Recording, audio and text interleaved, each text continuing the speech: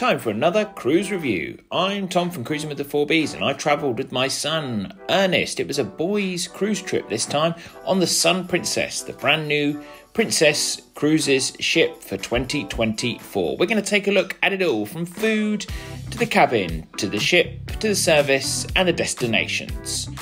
We travelled in March 2024. We had a cruise originally booked for February 2024.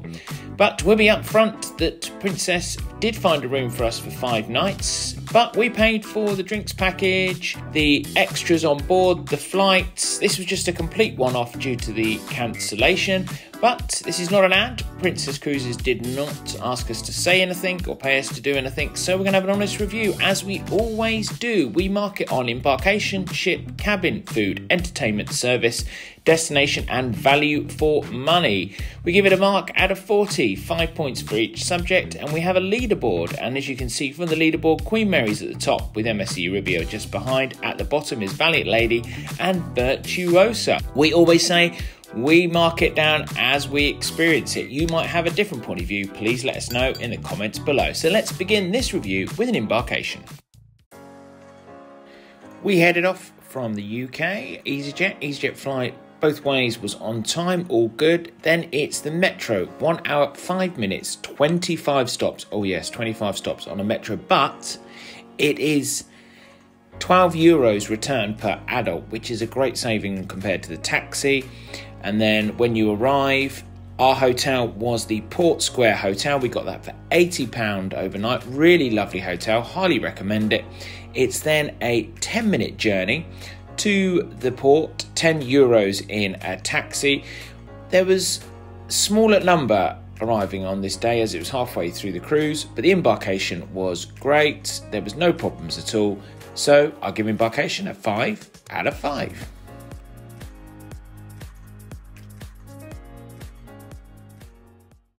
Let's take a look at the ship as a whole. And firstly, let's focus on the things that we liked. And what I really liked about the ship was the atrium. The atrium on Sun Princess is an entertainment venue. You'll see in a minute the seats surround on every deck, focusing in on the middle. This screen that opens up, it changed throughout the day. Here there was a band playing, had some really cool scenes behind it. But as you can see, those are the seats. A lot of times atriums nowadays is just a collection of bars, places for people to stand. Sometimes something of nothing, but here it's a real focal point for entertainment. You've also got this bridge, the Bridge of Sigh, Are You Brave Enough? And these severe windows that bring lots of brightness in. So the atrium gets a tick from us. Is the Sea View Terrace. Lovely area, especially on a sunny day. And on port day, it can be nice and quiet. They've got some hot tubs in here as well, and get a drink from the Sea View Bar. This is the Dome, new to Princess. Lovely in the day, once again, the sun pouring in. Very busy on a sea day. It is meant to have entertainment, Cirque du Soleil in the evening. Those comfy beds, they were nice. You could fall asleep on them. At the moment, it's just some singing acts, guitar players. And you've also got the pool that heads outside. A little bit is inside the dome, a very little bit. Lido deck, famous on Princess ships, and this one's cool. Lovely little area, and of course you've got the movies in the evening. I did like the movies in the evening. It was a bit chilly in the evening, but in summertime it's going to be a lovely place. Eating your popcorn. Let's head towards the rear, and you do have the wake view. This is down on deck 8, and the infinity pool. We liked the infinity pool. This is going to get busy, isn't it, in the Caribbean? Once again, it was a little bit chilly on the afternoon, but we went in every single day. Ernest loved it here. And check out these views on a sea day. And of course, as always, you can get yourself a drink. This is a great area at the aft of the ship. All those are public balconies. So the aft of every cabin floor, head there, and then you can head out and take a look, especially as you're departing the port. So a little secret area there at the aft. And these are the Horizon MDRs. All in one place. I like that. I like that also they've got the flexibility of deck 7, more formal on deck 6. Some intimate venues, Princess Live, O'Malley's and Good Spirits, sort of taking a leaf from Virgin. A lot more intimate. They haven't just thrown them into the atrium and bundled them with everything else. I like venues that are a little bit more intimate, and I like the fact also that they've added this Japanese area with the teppanyaki and the hot pot. Check out our food review, what we think about that. Still got your traditional venues, which look rather classy. This is the eatery, where you're served the food, and that was a pretty good space. It could get rather busy, but for breakfast and lunch you need to head towards the aft. And this is the arena. Now this is really going to look good once they start having the proper shows in here. I like it. It has the keyhole configuration seating and also could be turned into additional theatre. It's really going to excel when the theatre shows are up and running. Loved the look of this. Part 19, such a shame it wasn't open yet. It's going to be great. You've got the jogging track, splash zone, you've got the dry slides, you've also got the roller glider, the high ropes. It's going to be good. It's such a shame it wasn't open, and I'm going to have to head back on, aren't I?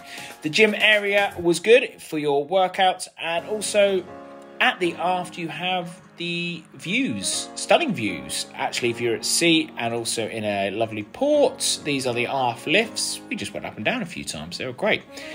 Now, one slight problem, I will be deducting half a point, is the fact there's no promenade deck. Now, Iona and Avia are similar ships, same specification ship, and they've decided that they have a promenade deck, but also you can look into cabins. They've got cabins on these decks.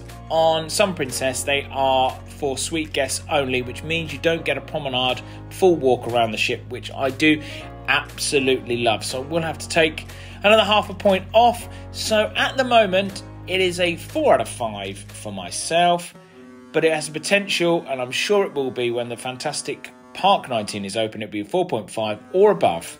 That is the ship.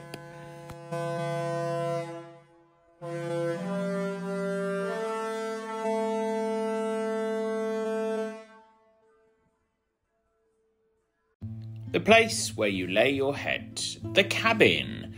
We take a look at this from a comfort and practicality point of view, and I must admit this cabin had both.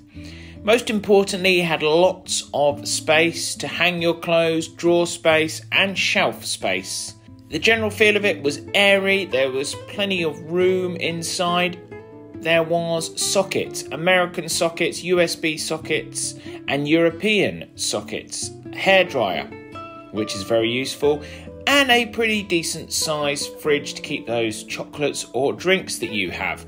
Balcony was of a good size for that ever-changing view. We have a full review, I'll stick it in the corner right now, of our cabin.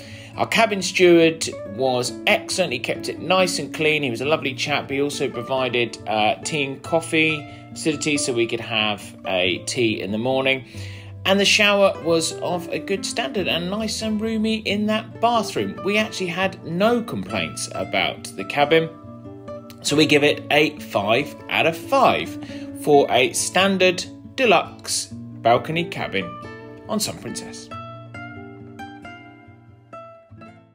If you love cruise content, ship tours, cabin tours, reviews and cruise vlogs and so much more, hit that subscribe button. It's free. If you enjoyed this video, give it a like, it helps spread the video.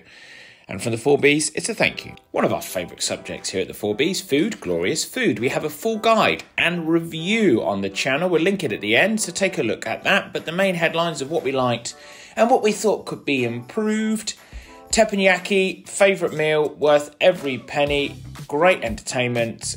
In the same room as the teppanyaki, you have hot pot. It's new for Princess. It's great fun. You get to cook your own food in these pots. We'll explain it all on the video. Premier desserts. Oh yes, enough said. We loved these. Ernest certainly did. Alfredo's Pizza is a casual venue, always popular. And with those views, you can't go wrong. Pizza views. MDR. For an MDR, was good. Was good. Had a good variety, I thought, and the kids were well catered for. Just like this, sea lunch.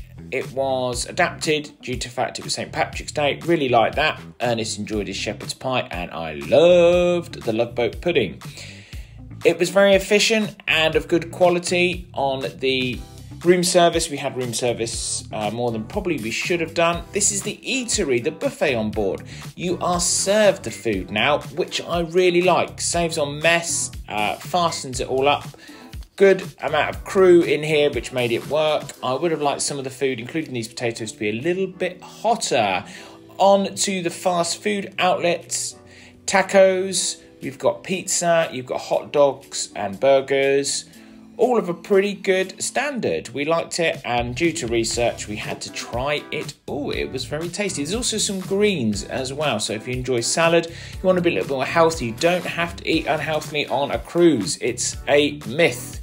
And if you'd like cake selection, there was also plenty of these. So plenty of choices, plenty of things included as well. And you get some treats as well if you want to spend a little extra money. Things we would like to improve. The theming of the American diner, quite a good idea, but it does need to improve slightly. This is on the 3rd floor of the MDR.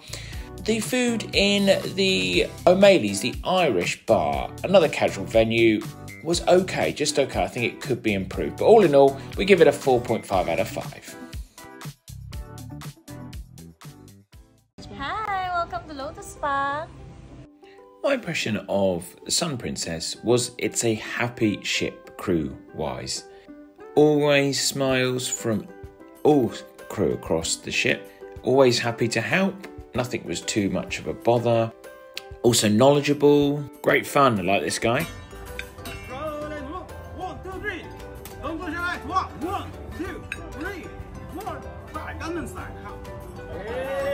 I really think that's a massive part. If they know their job, they've been trained well, it does deliver good service. Just little things like making the omelettes, the food served to you in the eatery, all those little things really add up and really give the impression of some excellent service. Training was obviously top notch. There was obviously lots of delays with the Sun Princess, so I think what they've decided is, on top of their good service, they've said, right, let's focus on what we do well, and one of those is service, and it really showed.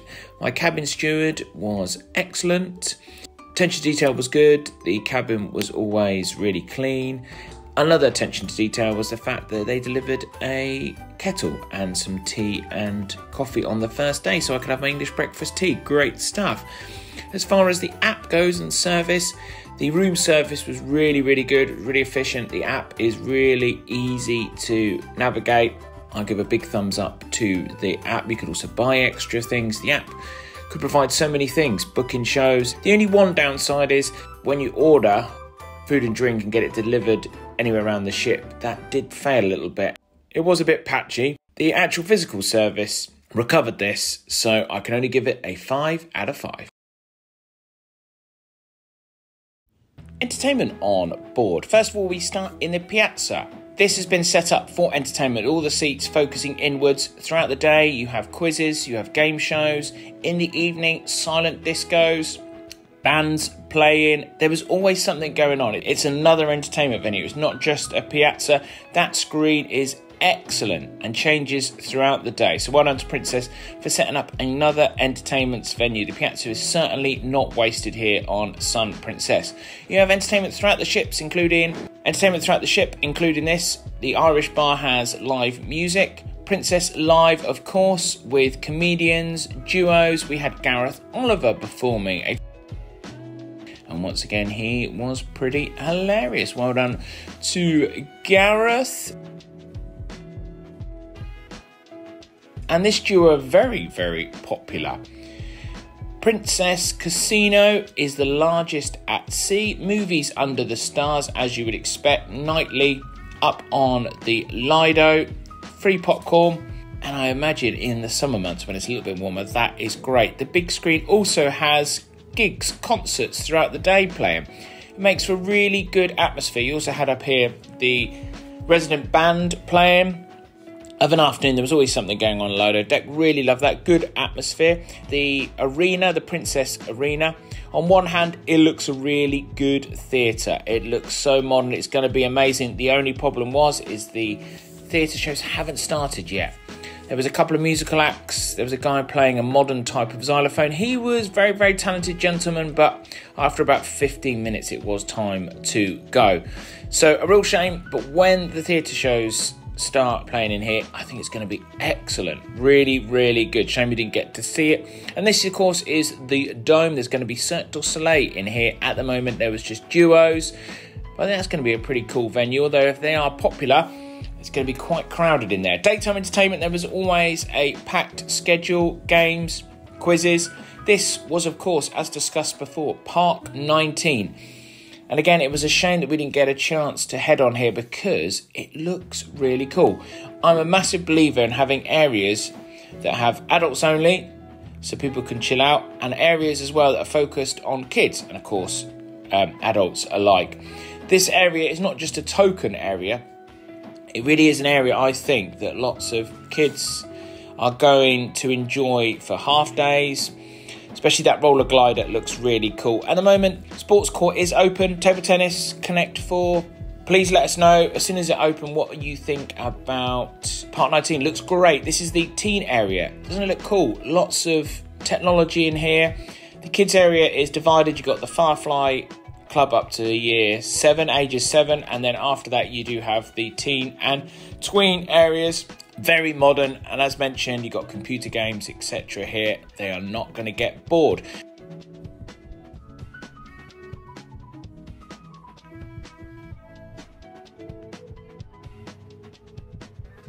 Couple of notes: you can use these screens to find out what all the entertainment is. Ernest was trying to go back in time to Barcelona to see if the cruise would start again. And this ball here, you can find out loads of information of all the princess destinations, which is great, and also where the ships are. And as mentioned before, if you fancy chilling out in the room, the princess in-house entertainment was excellent. For us, at the moment, it's a 3 out of 5 for entertainment. This is the port. Sun Princess will be spending the rest of the summer in 2024 out of Europe, heading on 7, 14 and 21 night cruises from Barcelona, Athens and also Rome. Then it'll be heading to Florida for its maiden season in America. Our first stop was Kusadasi. We joined 5 days into the cruise. This is a Turkish port, and you mainly go here for the surrounding beautiful Turkish area, the ancient cities of Ephesus. But the actual town itself is nice. There were some great places to get shots of the ship. Unfortunately, it was spoilt slightly by the endless gentlemen trying to sell us stuff, get us in taxis, etc., which did spoil it a little bit. We had Santorini. Unfortunately, this was cancelled at the last minute. Can't be helped, it was technical reasons, but of course, unfortunately, Crete doesn't really replace Santorini. So that was a big shame. And then we headed to Naples and we headed on the train. The train was only €6 to head to Pompeii. Ernest is studying at school. And as you can see, the prices are pretty good. You've got the guides here. Entrance for both of us was just over €20. Do not buy tickets off people at the train station. You can just turn up. There is a ticket office at the entrance. Ernest really enjoyed it. It was absolutely fascinating. The trips organised by Princess Cruises were $150. It's a lot cheaper to head on the train. It's only around a mile away and it's only 2 stops. All in all, because of no Santorini, the ports 4 out of 5.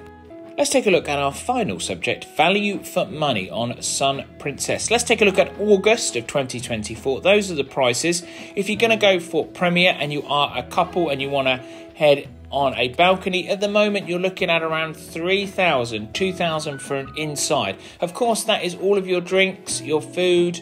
You also get 2 speciality restaurants. You also get your accommodation. The accommodation was good.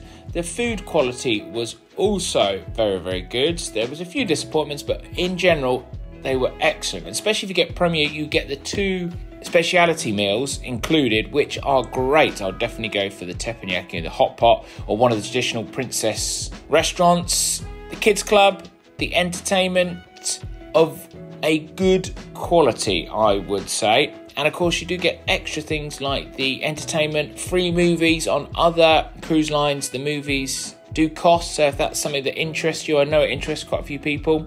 At the moment, with Park 19 not operational, hope it is very, very soon. this really give a lot more value for money, but at the moment my value for money is 4 out of 5. The total score of our Sun Princess cruise gives it a 35. With the added extra, it could be heading up to 40 and definitely would be number 1, but at the moment it shares the number 1 spot with Queen Mary, both on 35. What do you think? Let us know in the comments below. Hit on the screen right now if you would like our full food guide and review